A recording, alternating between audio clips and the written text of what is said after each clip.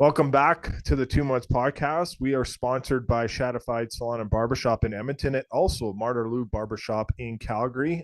Two great companies in two different great cities. So I'm your host, Joshua Marshall, and my co-host this evening, he's got the fourth ranked best podcast out there right now in Canada, and he's in the top 50 in the U.S.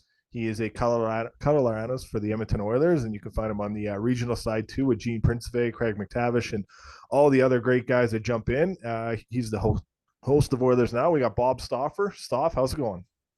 Good, Josh, and you've helped us a bit understand the podcast stuff. What I've noticed is we drop at the start of each week because we don't do anything on the Saturday or Sunday because we do the show Monday through Friday. Yeah, and then we go up higher towards, so like Monday, Tuesday, Wednesday, we might be 10th to 15th, but by Friday, Saturday, and Sunday, we move into the top sort of 6 or 7. Yeah, you're fourth right now. So yeah, I know it's going good. Yeah, absolutely.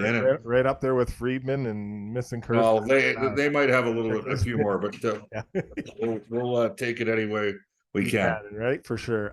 Well, let's get to the here and now with the Oilers stuff. Another great winning streak that they have. So this is our Edmonton Oilers report, sponsored by Shadified Salon and Barbershop. Chris Knobloch is, and you're going to get ready here. You got the glasses on, so I know you got some stats you're going to bring out. I do.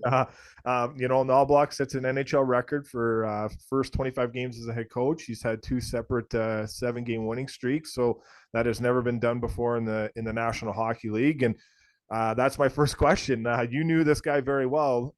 If I would have told you first 25 games in, he would have set a record of that Elch stature there. What would you have said to that, Stoff?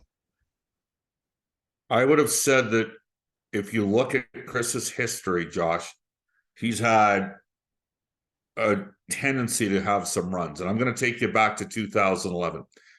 Because late in that season, the Saskatoon Blades had loaded up and they went out and got Braden Shen. Braden Shen was the best player at the World Juniors that year. That was the year Canada blew the 3-0 lead against the Russians in the finals against Buffalo. They'd walked the tournament. Dave Cameron went snap show on the bench. I really got upset about it because, when you're the adult in the room, you got to be the most under control. And he's just lit his kids up on the bench after the Russians scored 3 straight and they never pulled out of it. But Shen was the highest scoring player at that tournament. He was the 5th overall pick in 2009. And late in that season, Kootenay picked up Cody Eakin, and they had Braden McNabb on defense. But Saskatoon loaded up, did a huge blockbuster deal, and got Braden Shen. And the Blades were a big favorite, and they beat Kootenay 9-2 in the regular season. It would have been late February, early March. Anyways, I'm bringing this up because maybe the best streak that Chris had was during that 2011 playoff because they swept Saskatoon in 4 straight. Okay, and that's with the best player in junior hockey. There was no question at that time Braden Shen was the best player in junior hockey. Then they went on and played Portland in the final. And so Shen was 5th overall in 2009. We're in the 2011 playoffs here. Portland had Johansson, who went 4th overall in 2010, and Niederreiter went 5th. That's 2 pretty high picks going back to one team. Yes. And the only game Portland won, they won in overtime. Kootenay took them out in 5. So they basically won 11 of their final 12 games. And the one game they lost was in OT. Memorial Cup, Braden McNabb knocked Joey Hishin out cold and got tossed out of the next game and a half of the tournament, and Kootenay was done. But Chris pulled off 11 straight victories with an average to good WHL team. Then he goes to Erie in 12-13, okay? And he's a defensive coach at Kootenay because Kootenay's not, the Chanel's that time, Jeff Chanel owned the team. They were not a rich team. They're in Cranbrook.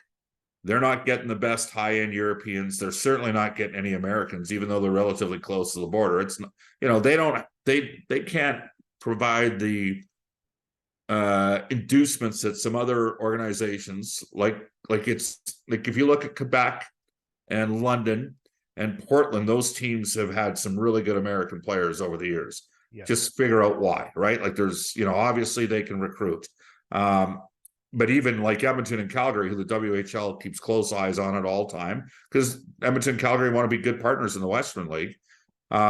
Even they don't get the same caliber as guys as some of the other imports that come in. Kootenay, they couldn't buy skill, is what I'm saying to you. So they had to be a defensive team, but he won 11 out of 12 games in the playoffs and took his team on a wicked run. He ends up in Erie in 12-13.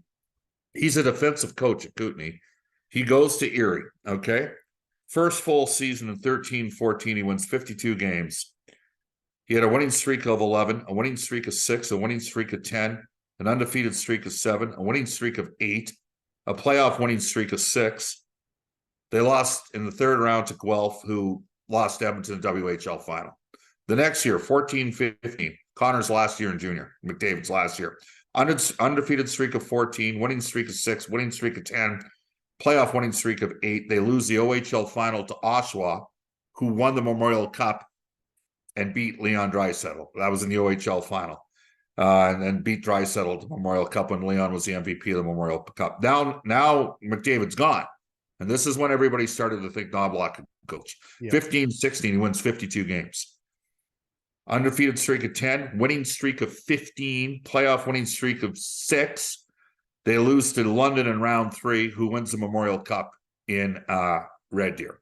Then in 16-17, again, he's now 2 years removed from having McDavid. Undefeated streak of 15 at the start of the year, a winning streak of 14, a playoff run of 7. They win the OHL title, wins their hosts, and beats them 4-3 in the final, right? Like, the point I'm making this with another 4 straight 50-win season. This guy seems to have runs. Yeah. It just there and I think part of it might be Joshua, that he's even keeled. You know what I mean? And when you're even keeled, you're not adding gasoline on the fire like Dave Cameron did during that 2011 World Junior Championship. If you're not upset, if you're under control on the bench and you're never yelling at the refs, first of all, maybe you get more calls that way. I don't know. You probably do. And obviously your players react to that stuff too, right? You nailed it. There's the biggest thing. So he's in the game all the time, but under control. His team, and he's got good players. And, I asked him about the streaks in Erie. You know what he said to me? I had good players. Yeah. That's the first thing he said.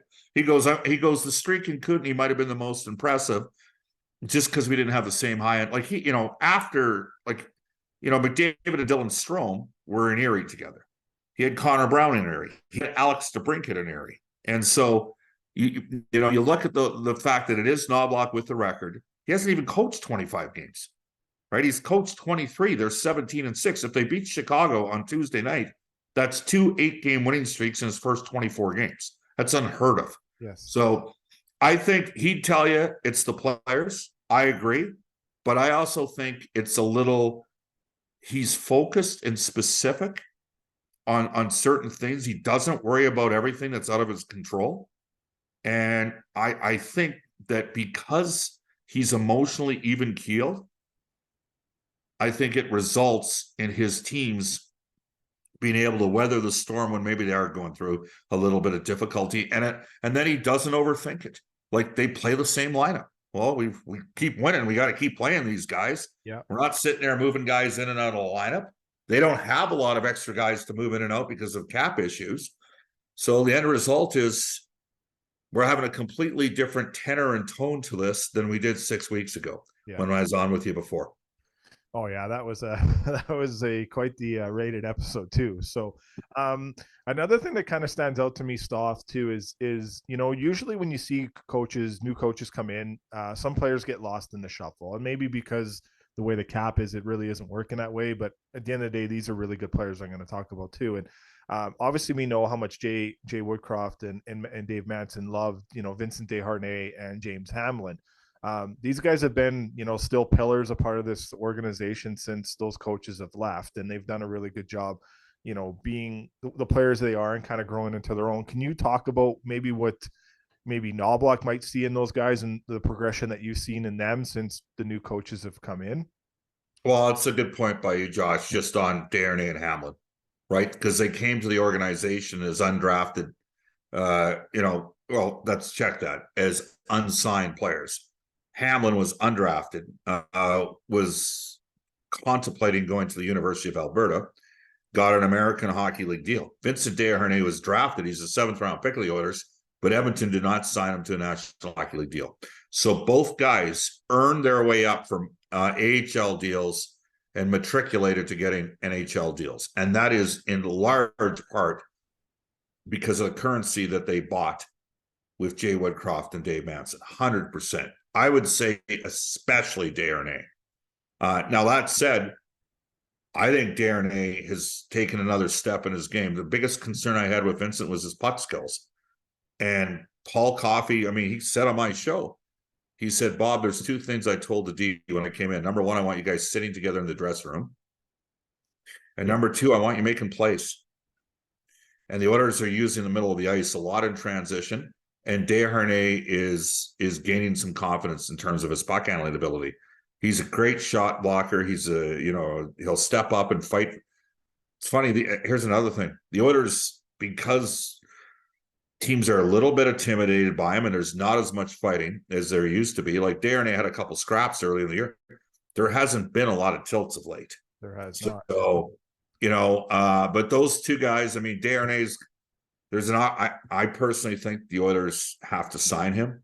To me, he's a bit like Yanni Hakanpää that Dallas signed. He got 3 years at like 1.5. I don't know if the body of work is quite as good. In Hamlin's case, to me, he's sort of a tweener that's on the team right now. And I think with another year of building strength, he could probably become a full-time, but he's been part of a team, Josh, that's won 15 of the last 18 games as a 4C. Yeah. So maybe I'm being a little I want a little, I look at a guy like Carrick in Anaheim and think maybe that's a guy that's got a little bit more size, a little bit more experience. Because when the Oilers are rolling Derek Lorine as their third line center and James Hamlin, they're small down the middle. I like a little bit more size there, but I don't think for 1 second this is the finished product of what we're going to see with the Oilers at forward after the trade deadline. So good point by you on those guys, and 100% Knobloch loves the story of Hamlin. He does. He loves the story of Hamlin, and clearly they respect Desharnais. But I think all three pairings are playing way better than they were. Yeah, I don't think there's any debate about it.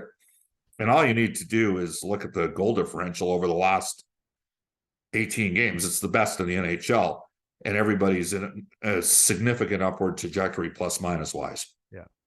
It stood out to me, and the reason why I asked that is I was at that practice, that morning skate, the Oilers, Knobloch's first one. Like you and Cameroon came by separate times to say hi to the MLAC team that I was there with. But I just remember, seeing Desharnais and Knobloch talking kind of after practice, and it was a long conversation. It wasn't a short one, and it looks like it's gone a long way in the terms of him seeing it better and playing better. And obviously Paul Coffey would have a huge part in that too, and whatnot. So it is nice to see. And as everyone knows, the Leafs really wanted him at the start of the year, and they didn't get him, right? Yeah. So it would have been nice to see him on the Leafs. I think if you'd asked Ken Holland if he could have a do-over in the Lafferty trade and offer a better pick, he might.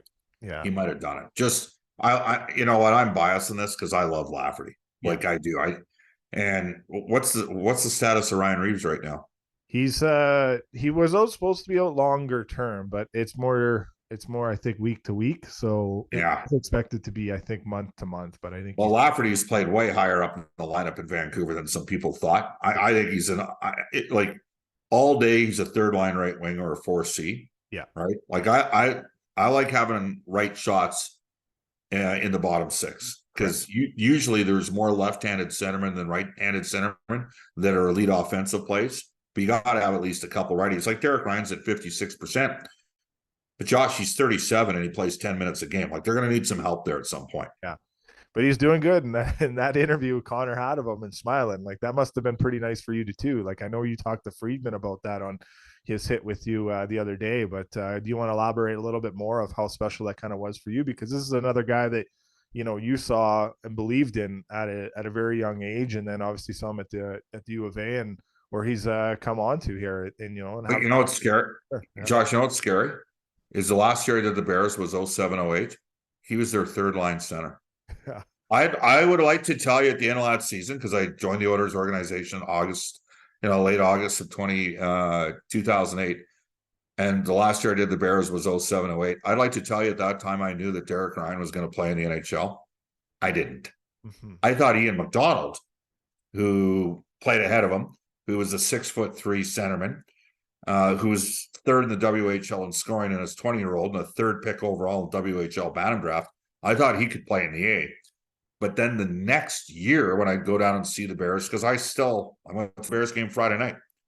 So did Chris Knobloch, and so did Cam. Cam and me go. It's on our non Oiler nights on Fridays and Saturdays. It's either the Golden Bears or the Oil Kings. We're gonna go. Yeah. And it's hilarious. Like, I just think back to at the end of that year.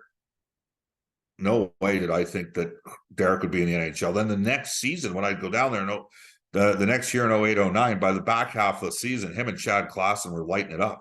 And Klassen was a 90-point scorer, like McDonald in the WHL, but Derek was never more than a 60-point guy in the dub. Where I started to become a believer, Rob Dahm was over in Austria. He wasn't coaching Derek. Rob was with a different team, but Derek led the Austrian league, and I was like, this is getting interesting. Then during the 14-15 season, Derek was the Swedish League MVP. And I point blank asked Victor Foss at that point, can this guy play in the NHL? And he said, Bob, that Ryan guy is better than a couple of centers we have here right now. Now, that was the end of the 14-15 season. The Oilers had kind of, they were, as it turned out, one of the greatest moments in organizational history, in position to have a top 3 pick. I went into Erie that year thinking we'd be deciding between Dylan Strome and Noah Hannafin. And then the Oilers won the lottery and obviously got McDavid. So the rest is history. You got that right. Sticking with the Oiler theme here, saw Evander Kane today at a mall. Not going to say where it was because let him have his privacy, but he was with his family. I know he's kind of battling through stuff from what everyone you talk about, but can you kind of talk about, the full picture of Evander Kane from day one, signing with the Oilers to where things are at now, and obviously the person he is away from the rink, but talk about the player that he is and the importance he has for this organization going forward. Because I think it's special. I think Josh. Sorry, I think he's more important come playoff time. Mm-hmm. Like, there might be times during the year, like, he's dealt with core issues for the last month, and I don't think come playoff time he's going to be on the third line. I think he's going to be second line left wing at that point. But he missed a lot of practices. Yeah. Like, now he's been back at practice for the last week and a half. I know he's still hurting a little. They need what he brings. I mean, he played a massive part in the playoff runs the last 2 years. There's no question. I mean, he led the playoffs in goal scoring in 21-22. And the degree of physicality that, like, he was third in the league in hits before the game on Saturday night. I feel I got to tell you, I have some empathy for you. On any other team, he'd be on the first unit power play. Yes. Not on this team. No. You can't argue, right? Like, it's been the best power play in the league for the last 4 years. Now, this year, I think after last night, it's 5th or 6th overall. I expect it in the top 3 by the end of the year.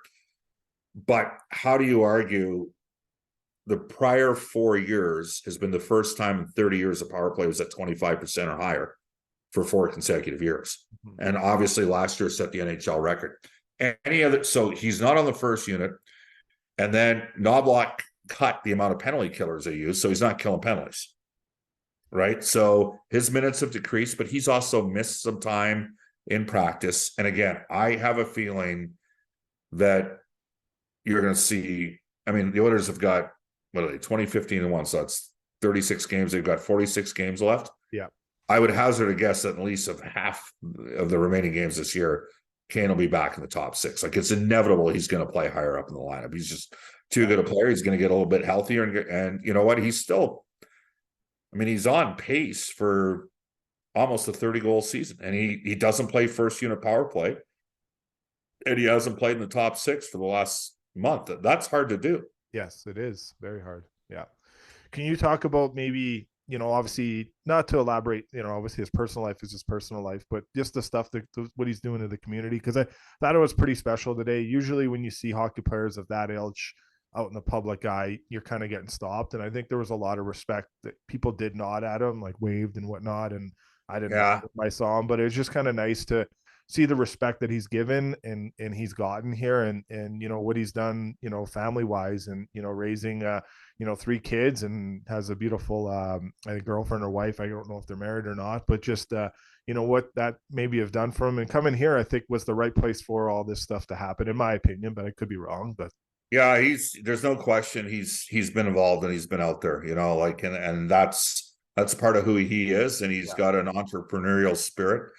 I tend to focus more practice game, in games, looking at the numbers, only because there needs to be a little bit of separation from church or state between when you're a broadcaster and the players, right? Like, yeah, which is not to say that you wouldn't have conversations with a manager or coach, but the manager, the relationship with the players for the most part is in the room. That's kind of where we talk to him. So I respect all the stuff that he does. I think it's great, but from my personal perspective, I kind of try to focus more on yeah, just on what I can see, because I like, you know, like I'll tell you a story. The Sedins, okay? I love the Sedins and I love Jerome McGinley. yeah, I know they played for Vancouver and Calgary. I know at that time Vancouver was certainly better than Edmonton for a number of those years. Calgary is supposed to be the Oilers' biggest rival, but there were stories in Vancouver where the Sedins would go down to the children's hospital and they would never tell the social media, like whatever, the web team, because there wasn't really social. They just went.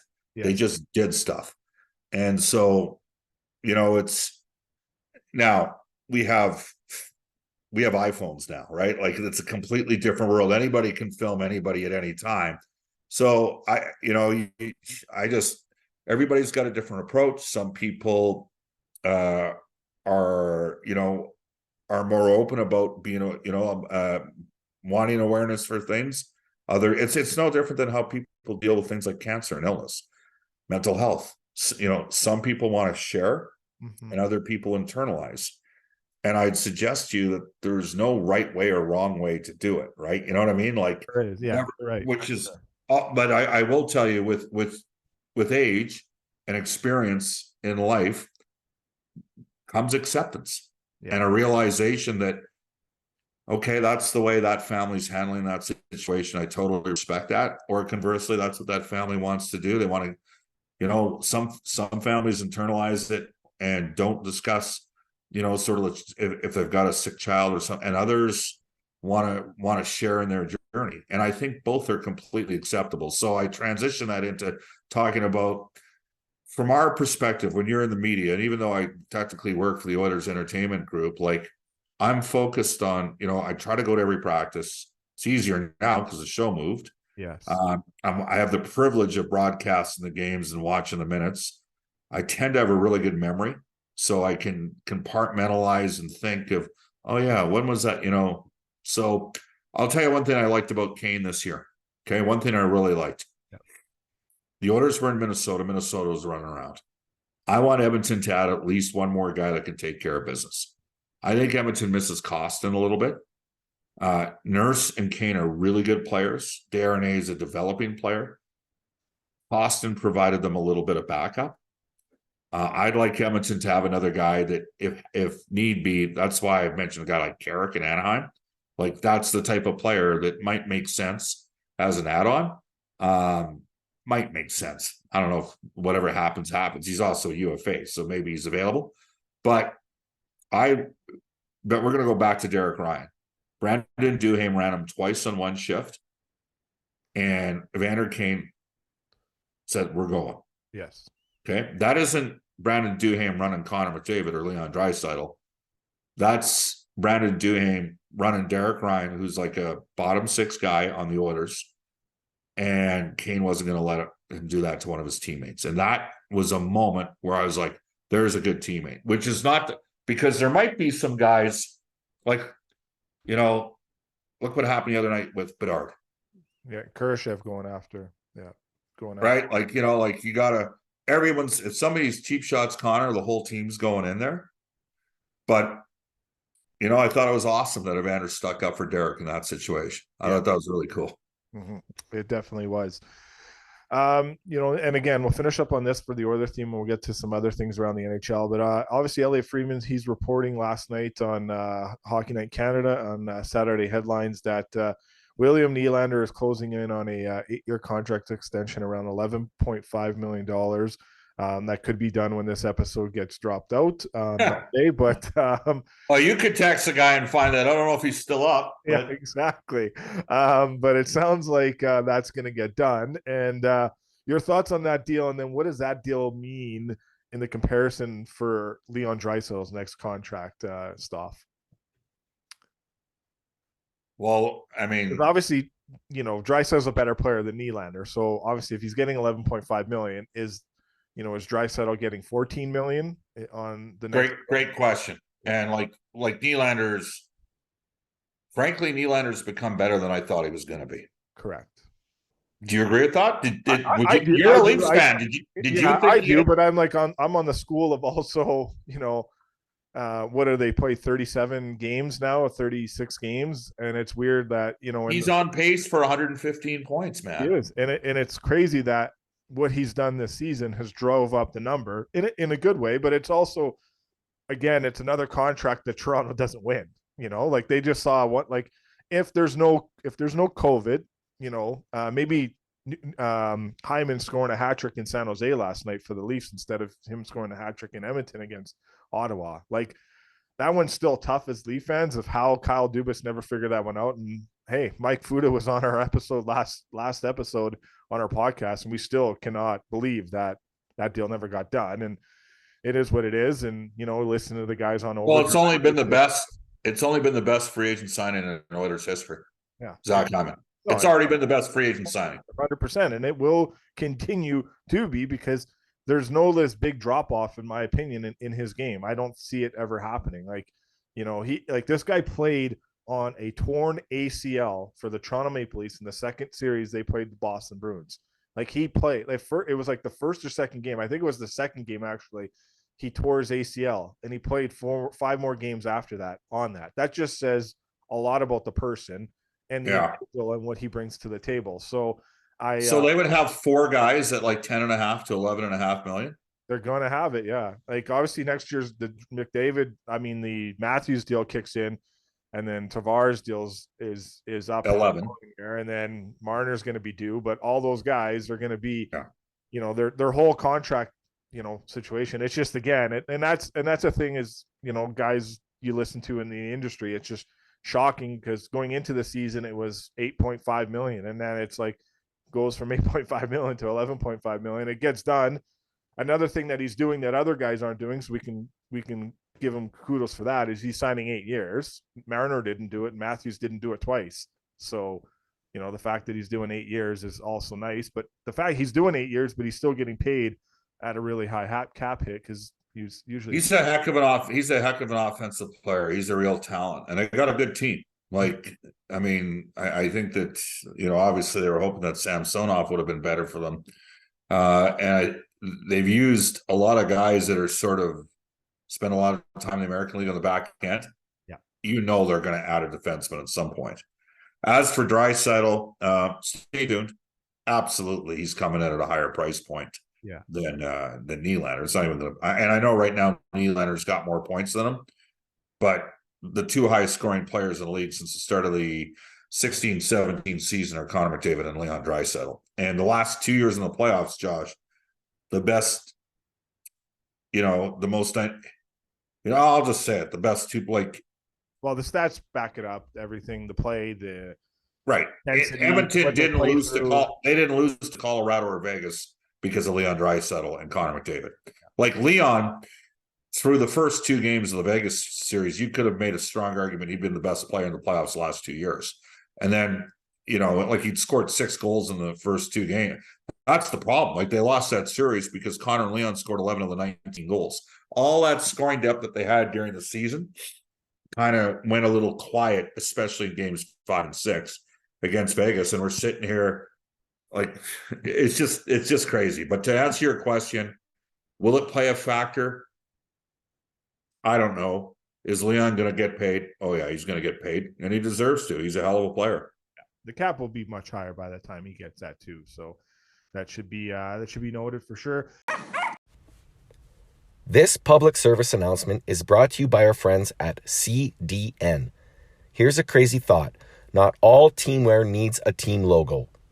Stand out in the crowd and rep your team colors with one of CDN's hockey hats. Listen, these hats are phenomenal. We just got ours a little while ago, and we've been wearing them nonstop. You know when you find a hat you love and you just can't take it off? Yep, that's how we feel with our CDN hat. Every time we wear it out, we get asked, "Where did you get that hat?" I know what you're thinking. How can I get one? Cue the details. Shop online 24/7 at www.wearecdn.ca and use the promo code 2mutts for 15% off your order. Again, that's www.wearecdn.ca to get your new favorite hat and use the discount code 2mutts at checkout for 15% off your order. Now back to the show. Our NHL News and Notes segment is brought to you by Sheena Boychuk. Yes, you heard that last name right. That's Sheena Boychuk. As a licensed realtor, Sheena has you covered to buy and sell your home in this hot market. She also offers home consulting services to help you upgrade your living space. Check her website out at sheenaboychuk.com and tell her the Two Months Podcast sent you. Realty by Design, your design approach to real estate. Coach Rupper here from 2 Mutts. Thanks for tuning into the podcast. Now let's grab a knee. Have I got a deal for you? We have teamed up with Manscaped, and we can save you some big-time coin this upcoming NHL season. Guys, are your sticks and pucks getting hairy in the corners? And gals, is your goalie still using horsehair Coopers? Well, let's wake up! Use the code 2mutts to save 20% plus free shipping on Manscaped products. Listen, we all love to score and we all want to win the cup. Why not do it on a fresh, clean, smooth sheet of ice? That way we all win. Manscaped is the only way to go. Again, the code is 2mutts to save 20% plus free shipping on Manscaped products. Now let's bring it in. Manscaped on 3. 1, 2, 3. All right, let's move over to the Calgary Flames report, sponsored by our friends at Martelou Barbershop in Calgary. Nick and his team do a great job there. They just got the one location. So you got the Oilers radio guy doing the Flames report. Yeah, I'm gonna ask you some Flames stuff here. Hey, you know what, stuff? I got a media credential through the Flames. I have to. Oh, there you go. Good for you, and Yeah, good for them. exactly. I got my first game in the NHL the other day, so another good thanks to you. I know you've done a lot for me over the years. I didn't do anything to trust me. If I'd reached out to Peter Hanlon in Calgary, he wouldn't have taken my advice on that. Exactly. But what I will tell you is he's always made his general manager available for our show, so we've always been very appreciative of that. They're great over there, and it was quite the experience. And I'm looking forward to seeing you in the press box and maybe the Ed Whalen Media Lounge on January 20th stuff. So I'll be in Calgary. So okay, well, you can bring your credit card the night before. I'll let you. yes, exactly. Okay, all right, you can sure do that. I'll buy you your $12 Media Lounge meal. No, we don't. I don't have that on a game night. No, what do you guys do? I don't eat after about 2:00 on a game day. Okay. All right. Yeah. Well, maybe are you? Well, we'll see what happens after the game. It obviously isn't helping me look any thinner. I can tell you that. Yeah, exactly. No, it was pretty cool. They did a good job showing me around, and it was pretty cool to be in the locker room and the press conference with. Good stuff. So, but you know, a tough loss. More or less, it's a kind of a tease to the next game the Oilers play as you guys fly to Chicago. And you know, Chicago played a really hard, tough game today. And I think one of the players that really stood out to me, and I know you've seen him once here in Edmonton, and that's number 72, Alex Vlasic on the back end for the Blackhawks. He's a 6'6", defenseman. He's a plus 8 on the year, Staff, for a team that is not in the greatest situation. And there's only, I think Dickinson and Bolivier are the only other guys that are plus players on that team. But and I think this guy's a player. It's his first year in the NHL. We'll see. There's a long way to go, but we don't, as you said on previous episodes, like Dale Talon said, you don't know what you have until you have 300-400 games or 200 or 300 games in your belt as an NHL defenseman. But your just thoughts on the Flames here, real quick. I know you guys play them coming up here, but I thought that was a tough loss. Huberdeau's played really good as of late. Same with Kadri, but from what you've seen from the Flames, is there something that kind of stands out to you on maybe the recent player? What you're surprised? Well, I think Calgary is going to be one of the most, maybe the most single interesting team to watch at the deadline. I really do. Has Conroy not stated, Craig Conroy, their GM, that they're not going to, like, they lost Goodrow for nothing? Did he not say that wouldn't happen to their pending UFAs? He wouldn't. He did. He did. He wasn't on the. He's not on the road trip with the team now, but Don Maloney is, and Don Maloney did an intermission with Ryan Leslie, and today he said that the players will dictate what we do here. And our GM is still getting to know other GMs around the league, and that's kind of the provided update that the Flames fans thought. But I mean, they've hung around. Coleman's had a pretty good run for them as well of late. He'd been going pretty good offensively. Hubert obviously went, 15 games without scoring or something? Yeah. Crazy. Like 105 to, or 115. What was it last year? 55. And he's had a tough go. They have talent on that team. Just back to Chicago for a second. They played with like $34 million out of the lineup up front. Like, just off the top of my head, obviously they didn't have Bedard. Hall's done for the year. They go get Beauvillier to replace, Hall or Corey Perry. He gets hurt. Johnson's out of lineup. He makes $5 million. Foligno breaks his finger. He makes $4 million. Hall's making $6 million. They had I'm missing somebody else. They had 7 forwards out, but it just shows you it's hockey. If you get a few saves and if you commit, and you mentioned Dickinson, he's having a great year for them. Yeah, he's over 60% on the faceoff dot too today. Yeah, so I don't know what Kyle Davidson's going to do. Chicago's in a pretty obvious spot here, but my guess is you might be able to get a decent pick for Davidson or for Dickinson. And did they not already for Dickinson? Did they not already get a pick for taking his contract in the first place? They did, yeah. So could you imagine that? It just shows you things can change. Yes. Korchinski, I actually thought watching the Memorial Cup last year that he'd be back in Seattle this year. He's raw. He can, he's obviously he can skate. He's got offensive upside in his game. But anybody can beat anybody. And Calgary found that out the last 2 games. I thought Philadelphia played pretty well in Edmonton. Just Connor decided to dominate that game. I thought the Flyers played okay, and they completely outplayed Calgary yesterday. Flames probably should have won today. I watched most of that game against the Hawks.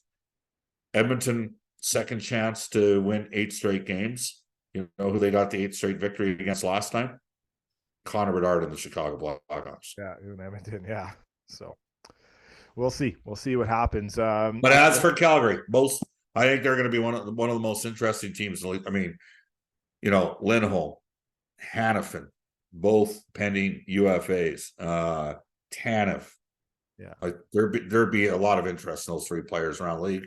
Maybe they end up re-signing in Calgary and they continue to build a base of a team together. Yeah, well, and then Friedman did say too that Hannafin, obviously there was negotiations, they broke off, and now they're talking again. So we'll see where that might go. And then obviously some really great news off the ice, but turned into on the ice is Oliver Shillington, who missed all of last year and most of this year, who hasn't played yet this year, on the ice with the Wranglers with Mark Pysyk. He was paired with him, and Pysyk's obviously playing in the American Hockey League on a 2-way deal. So so we'll see what happens with him, and he's a pending UFA if somehow Shillington gets back in the lineup. He looked pretty good in some of the video there, but that'll be something to keep an eye on. Is there anything else around the league that's kind of sticking out to you, Stauf, that you're kind of intrigued about? Another tough loss for the Tampa Bay Lightning yesterday, and I wonder if they'll get in. Kucherov is having a great year, but that was a big 7-3 loss against the thing about Tampa, whatever way they go, they're all in. Yeah. I mean, if you take a look, the Oilers got swept by Tampa and Florida this year. Both teams, Josh, have already traded their 24 and 25 number ones. If Tampa's on the outside looking in, do they move somebody out that can get them back a couple picks? They moved that huge trade for Tanner Jeannot, right? So, yeah, well, and I mean Hagel, they gave up Radish and Kachuk to Chicago plus 2 number ones for Hagel. Now Hagel's a hell of a player. He's had a great year. Jeannot has not reclaimed his goal scoring. He had 24 goals a couple of years ago for Nashville. He hasn't got back to that level. He'd be, I mean, he's a pretty good third line player. Mhm. Could they get a first rounder for him? I'd have to hop on the computer right now and look. Like, he's not signed an extension yet. He has, yes, he did. What was it? Right, let me double check. You know what? I'm going to check. Good for you. I'm pretty There sure. you go. I was pretty sure he did. I think it was around. Was he a? Let's just take a look here. Tanner Jeannot. This is on the fly, but yeah, I want to say he did, but I could be completely wrong. Just because I remember a text message from an NHL player saying that they were really. Oh, he signed it. No, well, he's got a 2-year deal, but he hasn't signed a longer term deal. Yeah. So he signed a 2-year deal at 2.655. Yeah. 2.665. Yeah. Now that he provides, he's part, I think they're hoping for a little more offense from him. Like, could you get something good for? They could get. I'm going to guarantee you they could get a first round pick for him. They could. I think they could in the right. Plus somebody else's prospect. I don't know if they would. I do think Tampa Bay. I'm like you. I'm watching Tampa Bay only because, they've. I think it's hard to bet Cooper out because of the coaching record he has, but you've also lost like important players like Palat and Killorn here in the last. Yeah, they got Vasilevsky in goal. They're big on defense. They've got 2 pretty good lines up front. They're a little light in their third and fourth lines. Yeah, I'd be surprised if they fall out of it, but if they do, that they're like Vegas and Tampa Bay are pretty committed. Vegas doesn't worry me though, because I think no. I'm just saying when they act. That's the point I'm making. Those 2 organizations can be a little ruthless, and I say that with the greatest admiration. Right, like they're in it to win it, and they're relentless in their approach. So I like Calgary is interesting because anytime you get a new general manager in, it's always an interesting situation. Stales in Ottawa. Now Ottawa has signed the base of their team long term. So he inherits those great contracts. Like he's got Kachuk signed long term. He's got Giroux he's got Stützle signed long term. Chabot, Norris, Batherson. And then he's got Sanderson. Yeah. Those guys are all signed long term. So, like they might be making a couple smaller moves, but Tampa Bay could be a bit of if they were to indeed fall out of it, I'd be intrigued maybe they just say, screw it. It's not our year. We're not doing anything. Away we go next year. Yeah. In Ottawa's case, I can't imagine that. Well, we know the ownership, Michael Adler, was not very happy that they're getting stripped of that number 1. In 24, it's so do you know how it works? Yeah, you broke it down with Steve Stales there too. I know he didn't want to. Yeah, so it's one of the next 3 years they're giving up a number 1. Yeah. So my guess is at some point they're going to try to reacquire number 1 from somebody else. That would be the lot. Like if I'm thinking that probably makes the most sense. So how do they make that happen? I don't know. And in Tampa's case, they've been in and in and in. If they somehow end up out of it, if they think they're out of it. Do I think it's possible they can make a play to get a pick back? Yeah, I do. But I just don't think 6 weeks from now they're going to be out of it. Yeah. Like I think they're going to be in it. Just they're too good in goal. And, they've got some studs up front. They've got a huge defense. I think they'll find a way to get back in it. What about they'll finish up on this? The LA Kings, obviously, you talk very highly of Todd McCullough and what they're doing there, but another. I think they won this afternoon. I believe I can't remember. I know they played Washington. Did they win? They lost 4-3. Did they lose 4? Okay, sorry. They were up, I think, in that game at one point. It was a close game. Yeah. So obviously, tough loss there. The Oilers are gaining ground on them. And I do believe what you said with Friedman on your hit last week is that I don't think the Oilers are looking at the wild card. They're looking up further up the standings. Yeah. They're going to try to get to 50 wins. Yeah. Quick rip on the LA Kings. Finish out on this, where they're at, and what do you think they need to do to get better here? I'm going to ask you a question. Who won the trade? Winnipeg or LA? Oh, I Winnipeg all day long.